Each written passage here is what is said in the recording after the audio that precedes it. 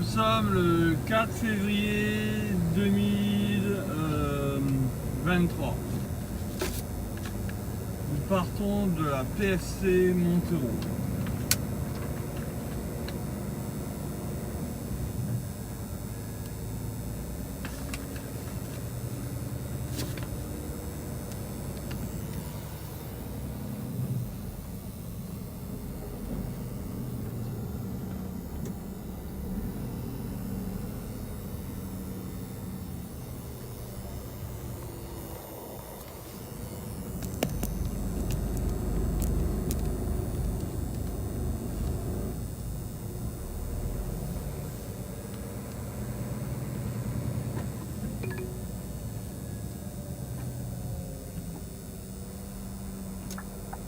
Dans 300 mètres, au rond-point, prendre la première sortie sur route départementale 57, D57.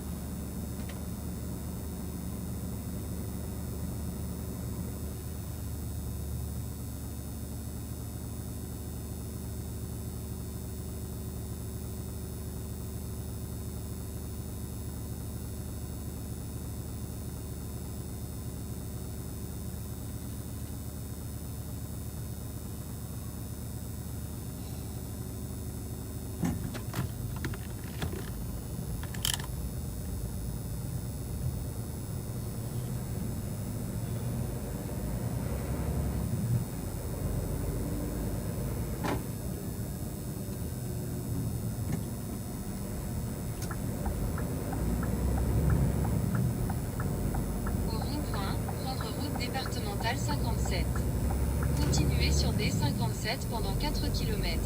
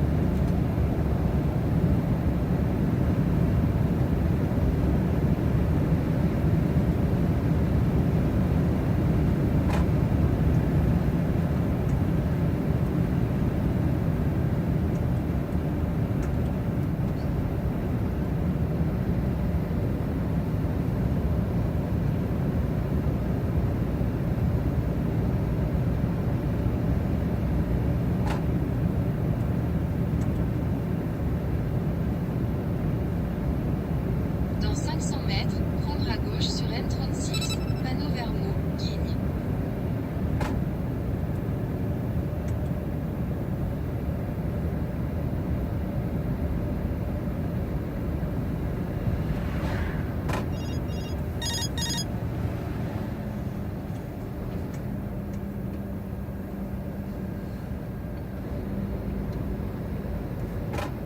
Prendre à gauche sur N36, panneau vers Meaux, Guignes.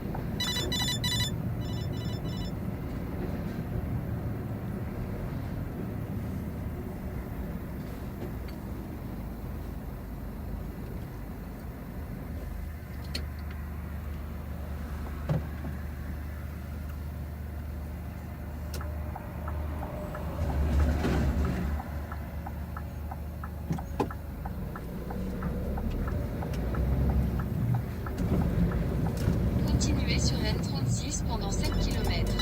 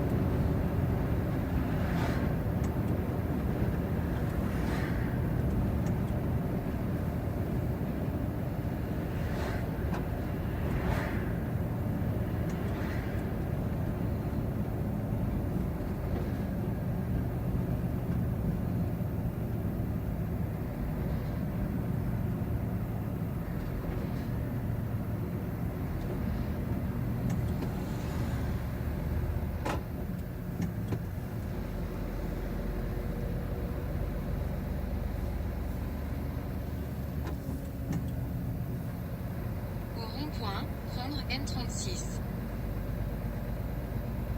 Continuez sur N36 pendant 10 km.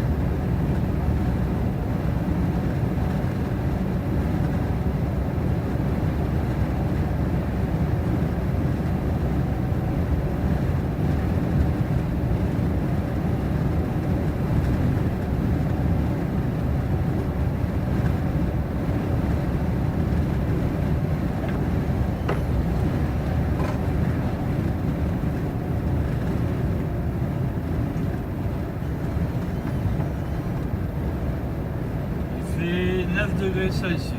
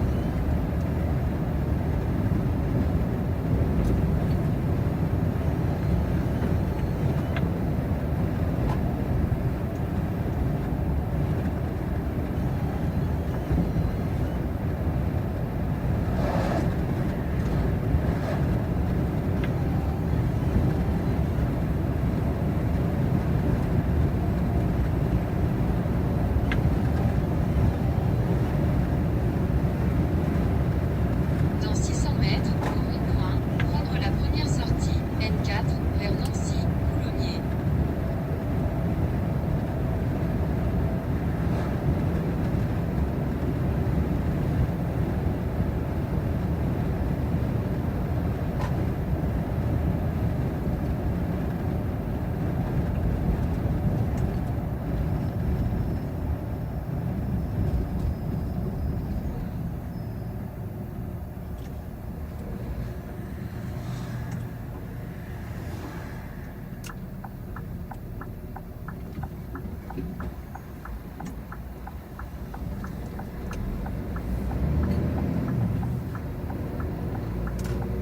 Au rond-point, prendre la bretelle.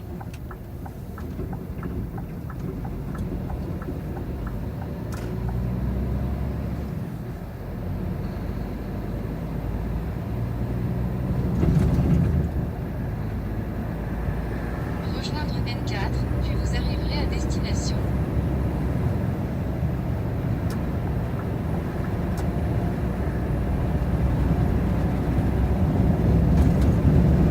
Nous sommes sur un National 4. Avant, on était sur un National 36 et la D55.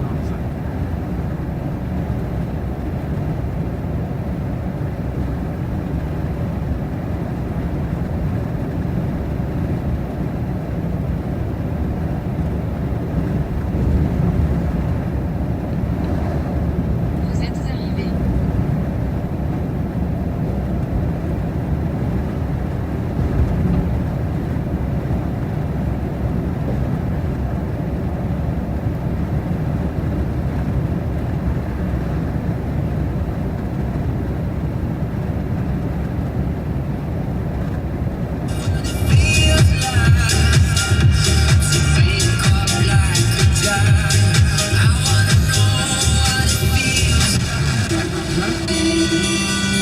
T'inquiète pas si je râle, je ferai rien qui vous plie en l'air. Même si il est vrai, je me sens pas vraiment nécessaire. Quand j'étais petit, je rêvais d'être quelqu'un d'extraordinaire. Mais j'étais déjà pas dans la bande. Exactement. Alors vous faites 19 propositions pour changer justement votre environnement. Alors il y en a, on se dit c'est facile, favoriser l'ESG, puis il y en a des choses, on se demande si vous y croyez vous-même, par exemple mettre en place la capitalisation dans les retraites françaises. Je crois que il n'y a que vous pour l'écrire noir sur blanc, personne n'y croit. C'est le propre des investisseurs rationnels. Ils ont la notion du temps. Et d'ailleurs, notre raison d'être, c'est placer le long terme au centre des dispositifs économiques, financiers et sociaux. Vous vous rappelez que vous gérez, vous êtes monsieur 3000 milliards d'euros quand même. Hein. Non, c'est pas moi qui ai. Vos adhérents, oui. Nos adhérents, tout secteur qui interviennent dans tout secteur économique, assurance, caisse de retraite, institution de prévoyance, fonds d'État, fonds de pension, il en existe quand même quelques-uns en France, gèrent à peu près collectivement 3 000 milliards sur à peu près 85% des investissements dans un cadre institutionnel. Et justement, votre cri d'alarme, notamment ce matin, c'est de dire les États, arrêtez de vous surendetter, parce que nous, on vous finance, et il y a un moment donné où peut-être que les arbres ne montent pas jusqu'au ciel, non? Alors, ce n'est pas uniquement un signal lié à l'endettement, c'est une problématique plus générale. C'est-à-dire qu'il faut rompre avec ce qui est devenu une tradition depuis une vingtaine d'années, c'est un instantanéisme de marché. Ouais. On regarde la valorisation de ses portefeuilles et en retrouvant le temps de l'investissement. Une caractéristique de la séquence des 20 dernières années, Jean-Marc Daniel ne me contredirait pas, c'est la faiblesse de l'investissement industriel. Ouais. Et donc, on a Il substitué... y a un arbitrage, quoi, on fait de l'endettement d'État, quoi. Alors, pas uniquement, mais c'est-à-dire qu'on fait tout dans l'instant et on ne prépare pas le futur avec des investissements qui permettront d'ajouter revenu à revenu, valeur ajoutée avec valeur ajoutée, qui sont la base, et c'est très classique, c'est très établi, la base d'une consommation saine et stable, de la capacité à avoir des revenus présents qui adossent cette consommation et des revenus différés pour les retraites ou pour, adosser des prestations de prévoyance, que ce soit des revenus de remplacement ou des revenus des disponibilités pour la santé. Pour ça, pour investir à long terme, il faut flécher l'épargne et revoir une partie de la fiscalité. C'est quoi les grandes lignes que vous voulez faire évoluer? C'est moins flécher l'épargne que favoriser ce qu'on appelle des institutions. Les institutions, c'est des piliers. C'est des piliers dans lesquels, de façon stable, on place de l'argent qui sert justement à cet investissement qui crée la valeur ajoutée. Au contraire du fléchage, il faut favoriser la mutualisation et la stabilité des capitaux. Par exemple, vous voulez plaider pour un fonds de commun de placement à 20 ans. C'est ça. Pour Alors, financer c'est très spécifique. Hein. C'est qu'aujourd'hui, cet instantanéisme fait tourner les portefeuilles, tourner ce qu'on appelle des investissements financiers. C'est vrai. Dans les fonds communs de private equity, qui sont un métier tout à fait respectable, il n'empêche que les portefeuilles tournent. C'est pas ça. Il faut allonger la durée. Et je crois que avec la remontée des taux, la capacité à faire des plus-values, qui est la base de la valeur ajoutée qui sont apportées par ce type de structure trop rapidement désinvestie, c'est qu'il faut retrouver cette notion de portage d'actifs à long terme, où on se focalise moins sur la valorisation du capital, qui est toujours aléatoire, et plus sur la génération régulière de revenus. Exactement. C'est autre proposition très intéressante parce que ça concerne la vie des entreprises. Vous dites finalement les dirigeants, les grands patrons, ils sont trop liés à la performance à court terme. Et vous dites il faut rémunérer les dirigeants sur le long terme, sur les résultats sur 5 ans par exemple. Alors, nous n'avons pas cité de chiffres, on a des ambitions même un peu plus longues. Pourquoi? Parce que... C'est toujours aussi longtemps. Tout à fait. Mais ici régulièrement, les chroniques, vos collègues disent, ben voilà, le modèle de l'entreprise gérée par une famille, je performe toujours mieux que ces grands groupes gérés par des gens hyper intelligents, d'un brillant et d'un talent incontestable. Pourquoi? C'est que vraisemblablement, comme on dit en économie, il n'y a pas alignement d'intérêt.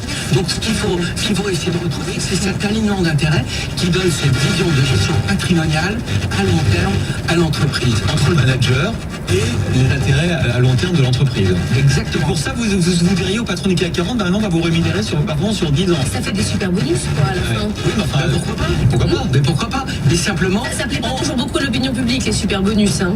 Je pense que justement, quand un bonus est le reflet d'une stratégie qui a été performante, et quand j'appelle de stratégie de long terme, ils seront facilement acceptés. Il n'y a pas de souci. Vous savez, je pense que la majorité des Français ne sont pas aussi partageux qu'on veut bien le dire. Simplement, ils n'aiment pas les profits faciles et les profits rapides. Ça, c'est sûr. BFM Business, le best-of de Good Morning Business. Et on finit ce best-of par quelques conseils d'un fondateur d'une grosse start-up. Elle s'appelle Aramis Auto et elle est spécialiste de la vente de voitures d'occasion. Son fondateur Nicolas Chartier l'a fait grandir et elle en est devenue un leader européen du marché automobile. Il était notre invité, on l'écoute. Alors on est évidemment content d'avoir développé cette entreprise. Ce livre, en fait, vient raconter, c'est un témoignage qui vient raconter comment une start-up devient une scale-up et comment, en devenant une scale-up, eh bien, on est confronté à tout un tas de problèmes, de difficultés qui peuvent nous faire perdre l'esprit de start-up et comment on fait pour garder cet esprit de start-up tout en grandissant, puisqu'on est passé de 0 à 2500 collaborateurs et de 0 à 1,8 milliard de chiffre d'affaires. Donc forcément, comme vous l'imaginez, il y a beaucoup de défis pour passer ces étapes. Vous insistez beaucoup sur le management en fait, parce qu'effectivement, et d'ailleurs ça s'appelle réussir en équipe. Alors c'est pas que des mots, c'est vrai que vous avez l'impression que pour réussir et passer les différentes étapes, il faut tout le temps assurer la cohésion de l'entreprise. Oui, c'est pour ça que ça s'appelle réussir en équipe. Le point de départ d'Aramis Auto, c'est une équipe, puisqu'on est 2 fondateurs. C'est une équipe qui a envie de changer la manière dont les gens achètent leur voiture. D'occasion, en offrant des voitures, en offrant plus de garanties, en offrant les meilleurs prix garantis. Et c'est aussi une équipe qui a envie de vivre une histoire d'entreprise différente, qui n'a pas envie, quand on sortait de l'école avec Guillaume, on n'avait pas envie, nous, d'aller travailler dans une grande entreprise. On avait envie de vivre une expérience d'entreprise différente. Et quand l'entreprise grandit, on est confronté, on a besoin de structurer, de mettre en place des procédures, de mettre en place tout un tas de choses qui finalement rigidifient l'entreprise et font qu'on tombe dans les travers de ces entreprises dans lesquelles on ne voulait pas aller et qui ne sont plus centrées sur le client. Donc il faut en permanence se réinventer et c'est ce qu'on raconte dans l'histoire.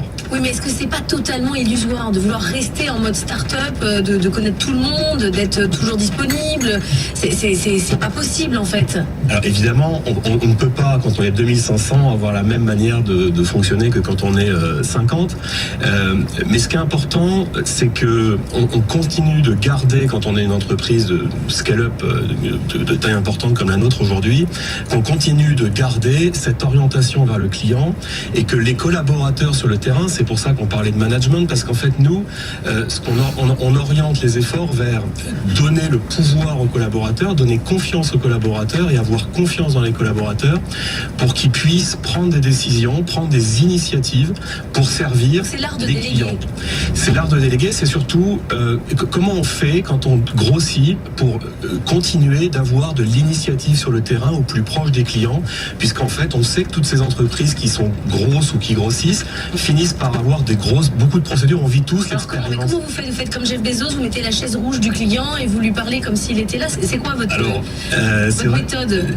On n'a pas la chaise rouge du client. Les comités de direction commencent au service client, mais surtout on donne aux collaborateurs, on évite d'avoir des procédures rigides et on va donner aux collaborateurs la liberté de prendre des initiatives et on va pousser les collaborateurs à prendre des initiatives. Je peux vous donner un exemple. Par exemple, quand on a un discours commercial, quand on a des vendeurs, au départ, nous on parle aux clients, on a des collaborateurs proches et on leur dit dis-leur ça et puis voilà. Et puis quand l'entreprise grossit, on dit quand même on va écrire ce que l'on dit puisque nous on sait ce qu'il faut dire et on va leur dire voilà tu vas dire ça. Ce qu'on appelle un script communément. En fait ce script c'est extrêmement rigidifiant et on se rend compte que si on donne ça à un commercial, à un conseiller commercial, on peut parler comme un automate. Exactement. Ouais. Et on n'a pas un service, on n'a pas une proximité avec le client. Souvent ça ne répond pas à la demande du client et puis c'est extrêmement désengageant pour un collaborateur. Qu'est-ce que vous faites alors du coup? Et donc ce qu'on dit c'est au lieu de donner un script, on donne des orientations. On va leur dire écoute tu dois faire en sorte que le client soit content. Tu dois faire en sorte que tu répondes aux questions du client. On va pas lui dire tu dois faire ça en 3 minutes. Tu as le temps qu'il faut pour le client. Certains clients voudront 10 minutes, d'autres clients ce sera 1 minute. Donc on va être beaucoup plus ouvert, faire confiance aux collaborateurs. C'est bien accepter le plantage aussi. Et l'aider exactement. C'est aussi se donner confiance dans le fait qu'on va se planter, puisque finalement quand on est une start-up au départ, on s'est beaucoup planté et c'est en se plantant qu'on apprend. Donc c'est aussi dire c'est pas grave, vous pouvez vous planter, c'est pas grave, se planter c'est un apprentissage et on va vous supporter, on va vous aider pour apprendre quand vous allez vous planter. Pourquoi vous avez écrit ce livre? Est-ce que c'est pour dire regardez comment je suis beau, comment on est beau, comment on a réussi, ou est-ce que c'est parce que vous avez des pairs qui vous régulièrement vous posent la question de savoir comment on fait et comment on grandit? Alors il y a une histoire dans ce livre, on l'a pas écrit seul, on l'a écrit aussi avec Michael Ballet et Régis Medina, avec qui on a travaillé, qui nous ont aidés, qui nous ont accompagnés, qui continuent de nous accompagner dans cette transformation permanente. Donc c'est une discussion au départ avec eux. Et puis évidemment, c'est vrai qu'au bout de 20 ans d'entrepreneuriat, c'est intéressant de raconter son histoire. Donc évidemment, c'est pour notre écosystème, pour nos pairs, mais aussi pour les personnes de l'entreprise, pour nos collaborateurs, puisqu'aujourd'hui l'entreprise grossit. Et voilà, c'est la fin de ce best-of de Good Morning Business. Merci à tous de nous avoir suivis. Rendez-vous ce lundi pour une nouvelle matinale d'économie à partir de 6h. BFM Business, le best-of de Good Morning Business. À suivre, le replay des experts sur BFM Business.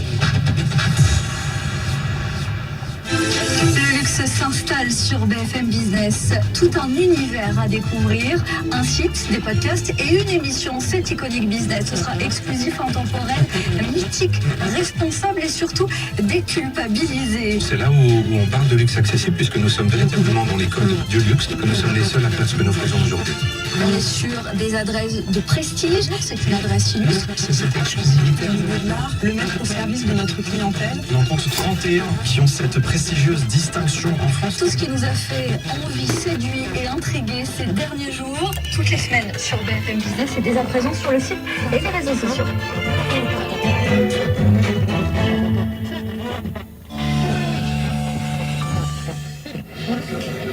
Dans mon salon de coiffure, les factures grimpent vite.